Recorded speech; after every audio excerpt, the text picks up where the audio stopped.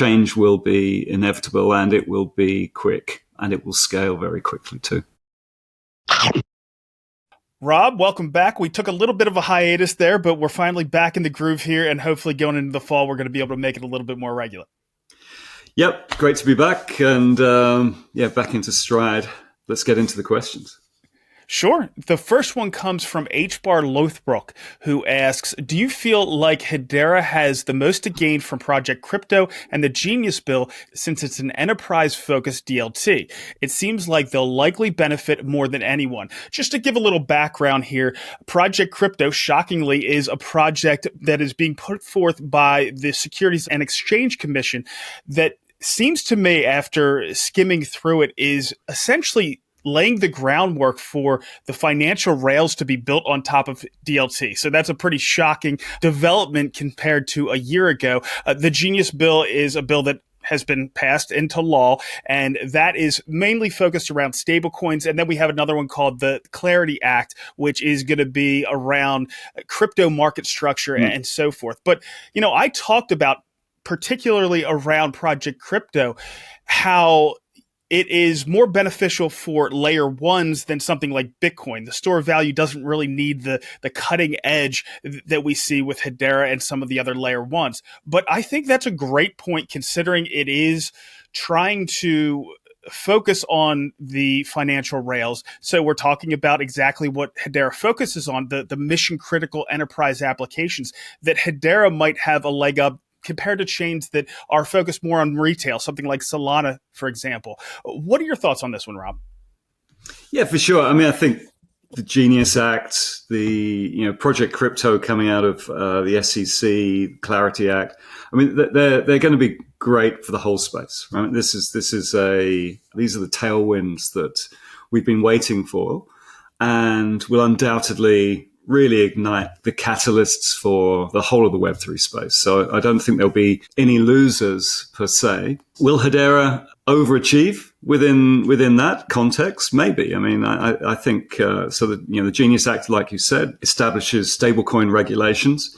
So any networks that are preferred for the issuance of digital money, if you like, stablecoins, and the more exotic forms of digital currency that will undoubtedly follow, tokenized money market funds, for example, that might be yield-bearing deposit tokens that banks would issue against their own balance sheets. All of these new forms of money will follow. I mean, the Genius Act is fairly specific to the rules around the issuance of stablecoins, but any network that actually supports these sorts of new forms of digital money will benefit, no doubt.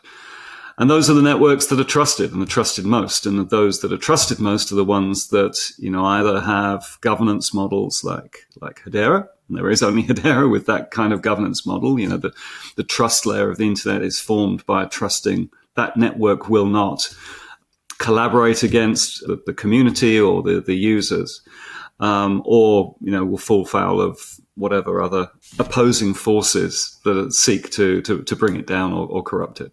So, having Hedera as that trust layer of the internet, and, networks that similarly are trusted because of their own architectures or governance approaches, will undoubtedly benefit. And we're already seeing that. We're already seeing, the surge in stablecoin issuance, the usage going up post Genius Act.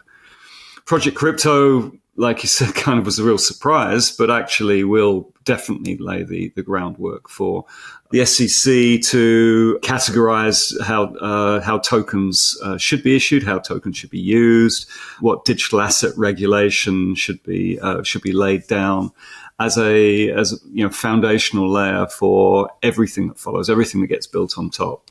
Clearly, they want the crypto industry to be drawn to and brought to and built out of the US, but it will, have ramifications to, regulations and regulatory frameworks in every jurisdiction in the world that follow suit or seek to, compete. So, very, very interesting times. Hedera's advantage is that it is enterprise focused. So, even though we have innovation and builders and disruption throughout the Web3 space. We're also looking for institutional adoption, enterprise adoption, enterprise use cases that can drive change both internally and across the across their sector. So having something like Project Crypto actually just makes it very much more clear that big strategic decisions can be made by these enterprises. And that's where Hedera obviously excels, and it's the unique proposition. This level of clarity allows for us to really push on maybe council members that have been reluctant to proceed faster because of this lack of clarity, or because now they see that there is potential competition, and there are risks and threats for not doing that. So this clears the road for enterprise to proceed at pace. And we've got the most enterprises with the most focus on building on a layer one, I believe, anywhere. And so I'm very excited to see how our council members will respond to this new road that's opening up ahead of them. Well covered, Robin. I've really never been more excited about the potential in our industry, and Hedera really is at the spear tip of that. Now, the next couple questions are around Project Acacia. Can you give us just a quick explanation, the 1-minute elevator explanation? I know you've gone into it in a lot more detail in the past, but for anybody that's watching for the first time, can you just give us that 1-minute explanation of what it is? Sure. So Project Acacia is the Reserve Bank of Australia's initiative this year to focus on tokenization and the impact of tokenization in financial market infrastructure, primarily institutional use cases. And it's offered to the industry, to the Australian and beyond industry, to present use cases and projects to operate within that context. About a month ago, the successful project participants and applicants were announced. There are 25 projects within Project Acacia, spanning about 25 use cases, actually 25 projects, 5 proofs of concept, but more interestingly, 19 that are real money pilots. So some of those are using CBDCs in different ways, in a variety of ways. And Australian Payments Plus have 3 projects in Acacia. So we have one proof of concept, which extends our existing faster payments infrastructure, which we call MPP. So that's a bank account-to-account real-time payment system. So we're looking at ways of extending that into the stablecoin space. So I can pay from a stablecoin into a bank account, for example, seamlessly and transparently. That'll just be a proof of concept to identify the impact on our existing payments infrastructure, both at the rules level and at the rails level, the infrastructure, the technology, and the rules, because we are a scheme. So the scheme members have to abide by rules. So we have to work out what those rules are. And then we've got 2 pilot projects, which no doubt you'll ask about in a second. Well, you mentioned there that CBDCs was a big part of this. So central bank digital currency, one of the platforms that they can be built on that was approved by your central bank is on top of a private version of Hedera. And there has been an awful lot of focus and excitement around the CBDCs. But one of the things that was announced was the use of AUDD in Project Acacia as well. And we got a few questions out there, too many to actually include, but really something that I was curious about as well. So where is AUDD being used, and where are the CBDCs being used? Can you tease that out a bit? Yeah, of course. So of the 2 projects that are destined to be limited time but real money pilots, what Australian Payments Plus was seeking to do is use Acacia to work out what a future payment scheme might look like. The scheme, like I said, is a member-based organization that collaborates using common technology, but abides by the rules of that scheme. So Visa is a scheme, MasterCard is a scheme. We have our FPOS scheme, New Payments Platform, MPP is a scheme. So the banks work together, but by working within the scheme framework and abiding by the rules, they don't fall foul of anti-competitive legislation or cartel behavior. That's the reason schemes form. Also because it becomes very complicated to have lots and lots of bilateral agreements between these counterparties. If you all kind of buy into the same rule set, the same agreements, then it simplifies, the legal frameworks. So what we were looking at is, what does a future payment scheme look like? When you don't own the rails, the new rails are blockchains. The new primitives are stablecoins or other forms of digital money. And what would AP Plus's role within that kind of future space look like? Project Acacia has given us the opportunity to work with the financial services ecosystem within Australia, and our key stakeholder in the central bank, the Reserve Bank of Australia, to work through some of those questions.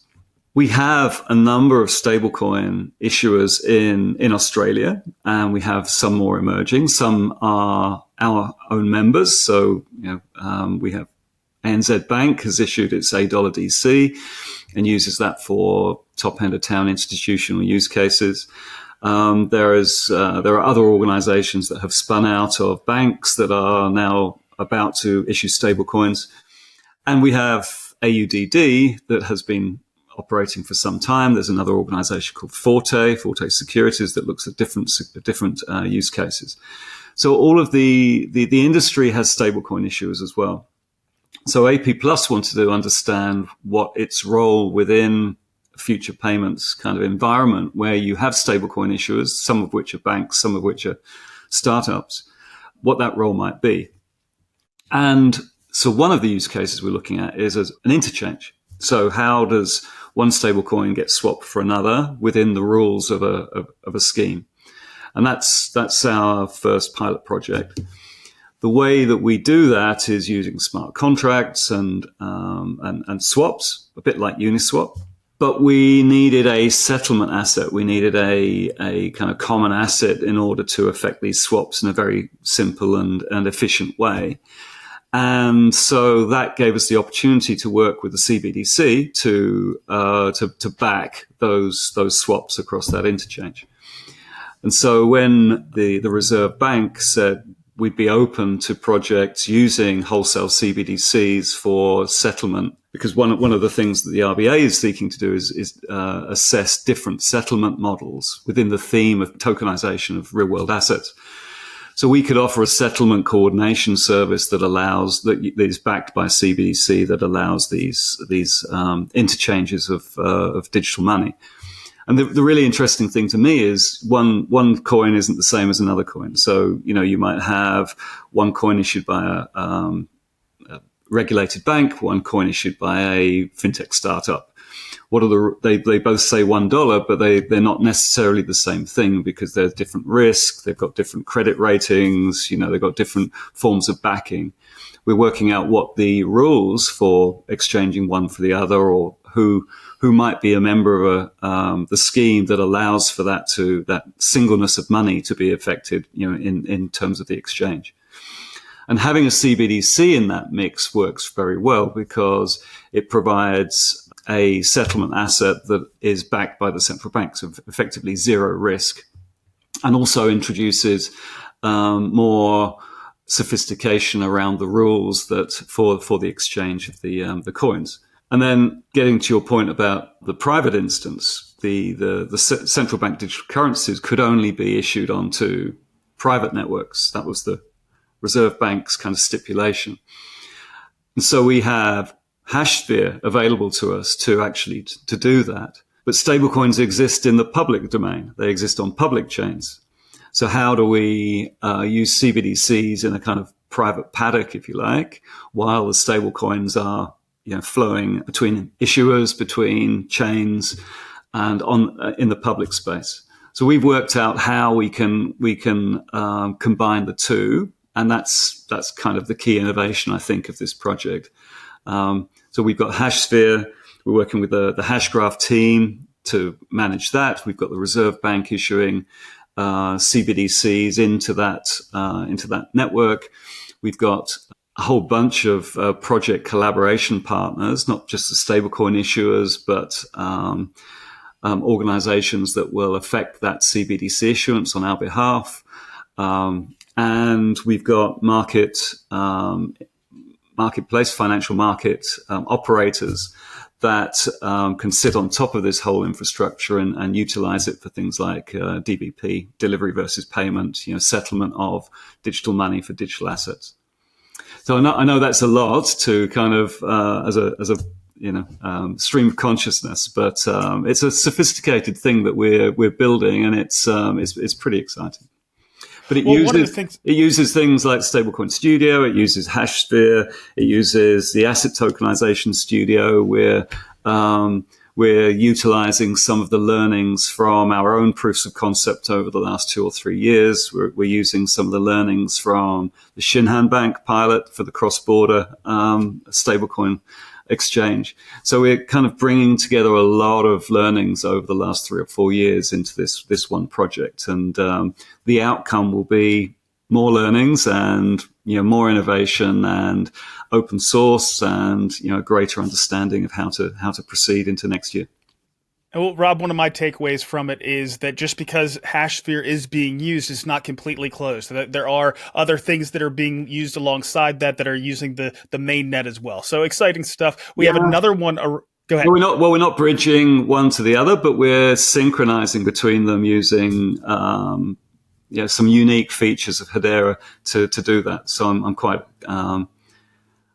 excited and proud that this is kind of a new leap forward in how to work mainnet with HashSphere, which is what we always anticipated HashSphere being. It was never going to be a walled garden that everything withered and died behind. It was always going to be an enabler for enterprise use cases where there is a very specific requirement for confidentiality or privacy within that network, but can coexist with those things which benefit from public networks, which over time will be most of them, I believe.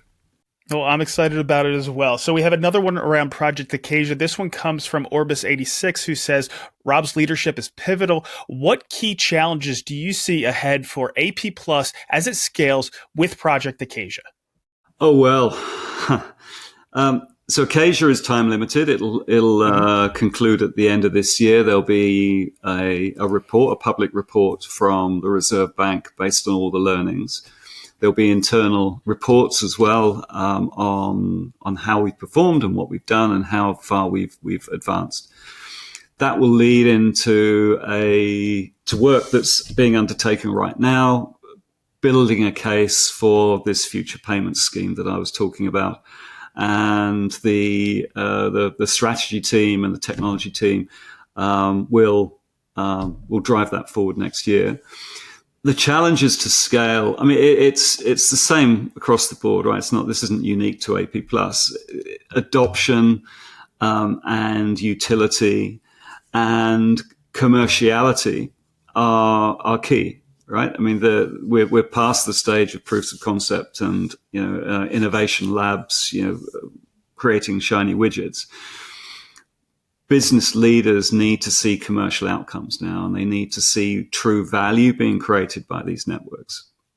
And that's generated largely from revenue or cost out from operating costs. So AP Plus is fairly unique in that it's owned by the banks, so we're directed largely by what the banks need AP Plus to do, and it requires alignment of those members and funding to move forward. But I think that we'll have a very, very strong case, both out of Acacia and what we're doing in parallel with that, but also the macro environment has changed significantly. If you don't have a way of competing with or resisting, resistance is futile, as we know, the sorts of changes like, tsunami of stable coins coming across the planet, then, you're out of business very quickly. So I think change will be inevitable, and it will be quick, and it will scale very quickly too. All right, that's what we want to hear. We have another one from Orbis86, and I love this question. She says, HBAR feels built for machine economies. What unlocks adoption at real transactional Internet of Things scale? Oh, well, I mean, we love transactional Internet of Things. It's a phrase that was coined, I guess. I mean, I think I first heard you say it, but after an interview with Carlos. So yeah, it was Carlos. Yeah, for sure. And what it means is, we have these Internet of Things devices. We have devices with identity, effectively, that can exist and are addressable on the internet, enabled to sign transactions, to create, payments. And almost by definition, you would expect them to be making micropayments. So tiny amounts of value being transferred in ways that incentivize those networks within which they exist. So it might be incentivizing humans to provide gateways to support, local area networks, or it might be enabling autonomous vehicles to, interact with other autonomous vehicles on the roads to allow one to pass the other, or it might be, a full range of potential use cases. We talk about drones and neuron. We talk about robotics and Industry 4.0 type applications, all of which have embedded devices that are addressable and programmable and largely on the edge, have a certain amount of autonomy. They may have some delegated authority from their owners or their systems. And all of these things add up to very complex networks that, once you add an economic layer on top, the ability to transact, to make payments, to create incentives within that network, that's when something like transactional Internet of Things really comes into its own. And this is without AI, right? Because there's an agentic kind of layer on top of that as well. But, just purely on the metal layer, having a device that has access to a crypto wallet and a digital identity, those three things kind of are a super, super powerful kind of nucleus of networks that, can be built in a million different ways. So Hedera is uniquely placed for that. We do have, tiny cost for tiny transactions, which are still commercially viable. And being able to deploy wallets with devices is something which is, very straightforward with Hedera. And we're seeing, like CLSQ, and we're seeing like Neuron, and we're seeing, many other applications now embedding these things. Obviously now combined with the likes of agentic commerce and agentic AI and just agentic stuff going on, combined with, the physical world and the trust layer with the economic layer. That's very, very powerful combination, and one that's Hedera is obviously very, very well placed for. Well, in the case of CLSQ, they're going to have their own token that's going to be built for that transactional Internet of Things. I do want to continue to push for HBAR to be used as well. We're going to see stablecoins get wrapped in there, but I'm going to talk to Michael Cantor here soon about ways we can move forward. Because, if you don't see somebody doing it, you might as well do it yourself. So I'm going to talk to Michael, since he's been coming up with some of the standards around that. And I'm also going to... Yeah, Michael's, very, very well versed in this space. Is a very good person to engage on it. But of course, I mean, I'm with you. I think HBAR could be and should be the currency for transactional Internet of Things. There are reasons to issue a token, but a token comes at 10 times the price of an HBAR. So That's right. It's 1/100 of a US cent versus 1/10 of a cent. You can do a lot in that gap, right? There's a lot of margin to be made, or there's a lot of scale to be had in that order of magnitude between those two costs. And of course, there are benefits to issuing one's own token, but we shouldn't ignore the use of HBAR where it makes sense to. That's right. I'm going to talk to Drop about it as well. We're going to see if we can make it come to fruition. I think it's certainly possible. It makes a lot of sense because of the cost reduction, as you mentioned there. All right, so let's get on to the next one. It comes from Aslo, who says, question for Rob, how closely are we paying attention to the competition? Have competitors closed the gap on speed, scalability, and security? It seems like Ethereum, etc., presents itself now as if blockchain problems of the past have been solved. What are your thoughts on this, Rob? Yes, of course, one shouldn't be complacent. The blockchain problems of the past are being addressed, but they're largely being addressed through additions or additional complexity or complications, layer twos, of course. So the trilemma is fundamental to chains of blocks, and there are ways to mitigate some of the challenges of scale versus decentralization versus security, but ultimately there is a trade-off, and you'll open up a security hole if you change, if you move your data into blobs or whatever they were doing on the latest or one of the recent changes on Ethereum. And we've got lots of other contenders to the throne. I mean, Hedera cannot be complacent, and it isn't complacent. The roadmap is actually, significant in terms of the development of the engineering teams are doing, both at Hashgraph and via the HIP process. So we're not being complacent. I think that there is a consistent need to check the competition, and not just the blockchains, but there will be other technologies that form. But some very special purpose technologies that form. I think Circle have just announced that they're going to issue their own layer one for the issuing of stablecoins or USDC, called ARC. I don't think anyone really expected that, but they're now going to have a competing layer one that is specific to their stablecoins, and with stablecoins being such a hot topic, you wouldn't bet against them. I mean, just look at the IPOs. So it's definitely an area that we're not sleeping on. I personally believe that we do have very unique areas that we are pushing into, and we're pushing into aggressively, and it is working. The adoption is working. So let's not be distracted from that goal. But at the same time, let's not be complacent about the fact that we're better than the rest, which I know I say a lot, but I do believe it, but I'm not complacent. All right, understood. So the next one comes from Baxa Can Cracker. At least I think that's the name. But this person asks, worth asking why virtually all Australian banks block or limit transfers to crypto exchanges on bogus security grounds. It'll be awkward when they suddenly say, oh yeah, crypto's fine, we use it. Here, buy a crypto stablecoin. Now, Rob, of course, this is going back to what's going on around Project Acacia. I didn't realize this was a big issue in Australia. You'll probably have some more information, though. Yeah, there's a whole political agenda about scams and fraud in the financial industry.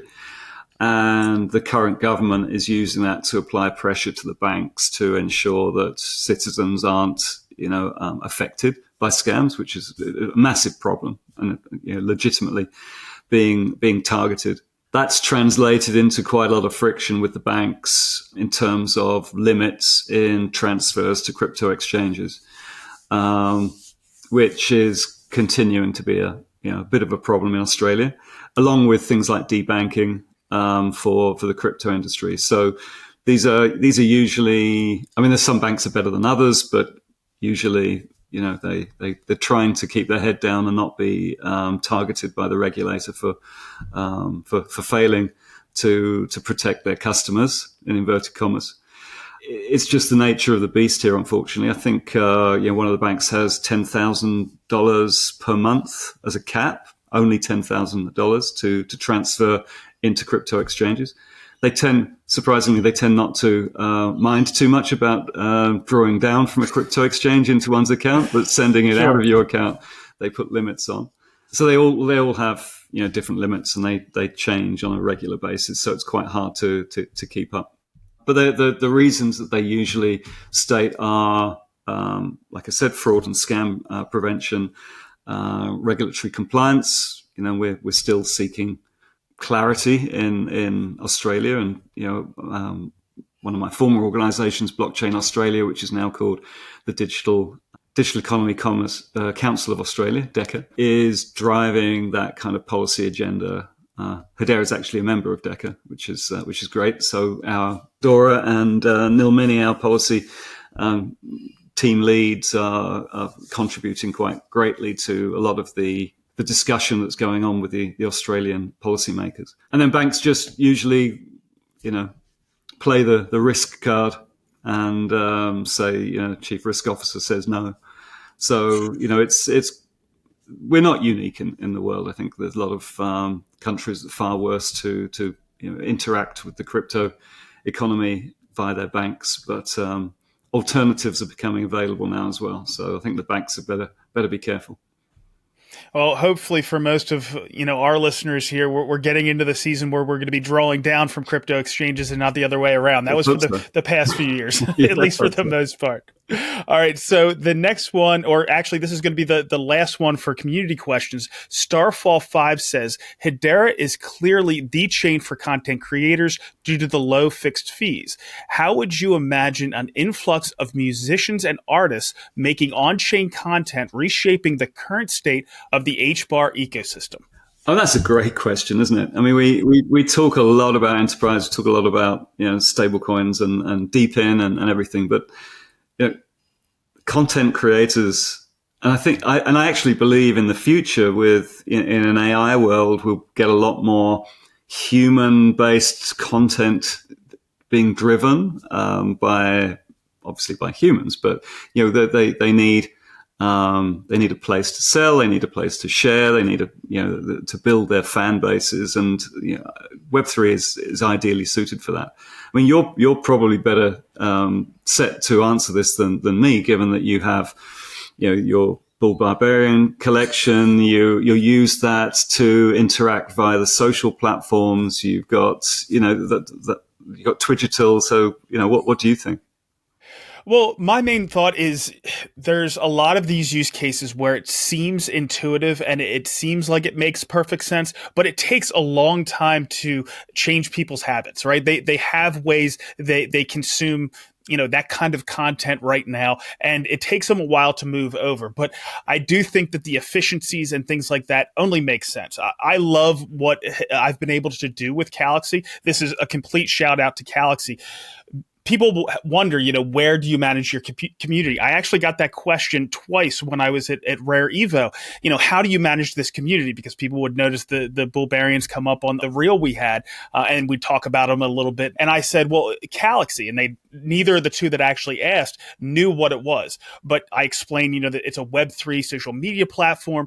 But it is really powerful that, considering I'm using the Bulbarians, those NFTs, as a Web3 Patreon, I might as well do it since I have all these other connections in the Hedera space. I might as well do it on Galaxy, where it's easy to transfer tokens. If I get tokens, I've had teams give me whitelist spots. Those are all, of course, in the form of NFTs. And I do it all through that Galaxy HBAR Bull world. It just goes down the line, whether it's giving out NFTs or whatever it might be. All of that's built into something like Galaxy. And it might take a while before people really start to understand the power. I would go on Galaxy here and there. Now I'm on it every day, multiple times a day, and trying to grow my brand there. And that's when you start to see things get really powerful. Once you get a lot of content creators in one place trying to drive their own brand, and in turn that drives the platform, like Galaxy in this example. Yeah.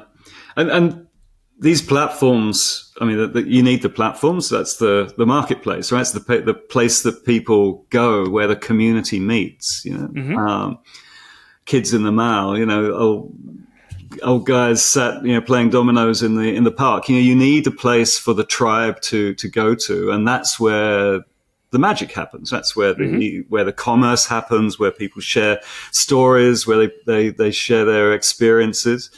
And I think these platforms will merge. I'm wearing my Earthlings t-shirt, but Earthlings will be a place where people go, and because of Web3 enablement, the commerce will happen and content creation will happen. One of my favorite phrases is streamed value for streamed content. Micropayments will receive content in the way, it'll pay for it in the way that it's consumed. So if I'm receiving streamed content, then why shouldn't I pay in a streaming way? Content will be delivered in a variety of new forms, and those will be enabled by those platforms, because that's where the tribes will be, and that's where people will want to consume that content. And whether it be, art on walls in virtual spaces or within game settings or in Galaxy where people go because they want to, feel like they're part of a tribe, all of that applies. And Web3 and Hedera in particular really, really kind of enables all of that. So it's super exciting times. Well, certainly Galaxy has been great to me. It's a great place to do it. But, when you were talking about that, why not have like a Bulgarian, bar or something like that in Earthlings where you walk in and you can click on different things on the TVs and bring up my content there. There's all kinds of different ways. We don't know what's going to win, but we have an awful lot of tools out there that we could use. So it's exciting stuff. Rob, that's the end of the questions, but we were talking a little bit before around the council. Is there anything you'd like to pass on around that? Oh, well, we've got a council meeting tomorrow morning. It's Mance's first council as the new chair. No spoilers, but he's given notice to the council that he's got a lot on his agenda for the next 2 years. A lot of exciting things that we'll be talking about tomorrow. I think he's coming on. You're going to interview him next week, so no doubt I won't steal any of his thunder. I'm sure he'll lay it all out in front of everyone next week. But based on what he says and our reaction from the council, I've got an hour slot to talk in the council tomorrow. There's a lot that we're doing together, which is pretty exciting. So yeah, so let's see what Mance announces and how we then kind of drive forward. And it's a pretty exciting agenda he's laid out, and I'm very happy to be part of it. All right. Well, I'm looking forward to it. You'll have to give us a full rundown of what goes on at that council meeting. But that's all we have for this week, Rob. Thank you so much for hopping on as always, and we'll see you next week. Thanks, Brandon. See you next week.